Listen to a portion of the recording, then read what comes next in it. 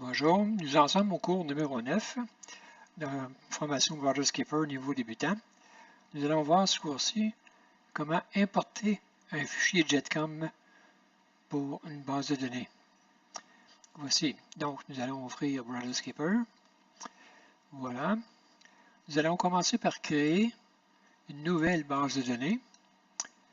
Cliquez deux fois ici dans WaterSkipper en bleu pour être sûr qu'il se crée au bon endroit. Celui-là, nous allons l'appeler cours JetCom.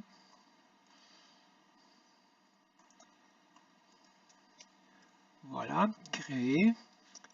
De cette façon, nous sommes sûrs qu'il n'y aura pas une nouvelle base de données, c'est-à-dire que c'est sûr qu'il va y avoir une nouvelle base de données et que la base de données ne fusionnera pas avec celle que vous étiez en train de travailler en ce moment. Car si vous voyez ici le cours JetCom, tout est à 0 ici en bas. Donc, nous pouvons procéder à importer la base de données. Nous allons dans le menu Fichier. Nous descendons jusqu'à JetCom et Importer. Cette commande va additionner les bases de données.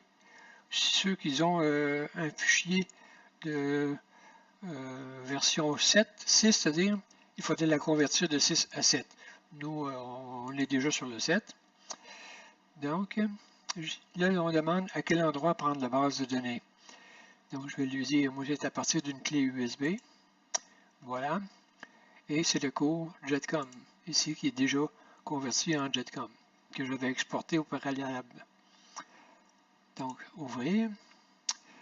Lui dit qu'il y a 31 personnes et 15 familles.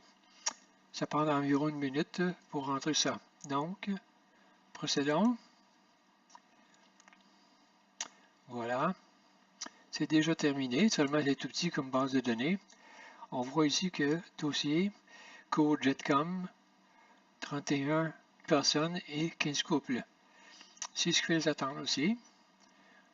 Donc, je peux avoir ici, à partir du numéro 1, qui est encore moi, naturellement. J'ai pris une base de données qui a rapport à moi et qu'on vérifie. Vous voyez, toute ma ligne des ancêtres ici a été importée. C'était ça qu'on voulait voir. C'est comme ça qu'on vérifie si notre base de données a été transférée avec un dossier JetCom. C'était tout simplement comme ça. Et c'est tout. Je vous remercie. À la prochaine.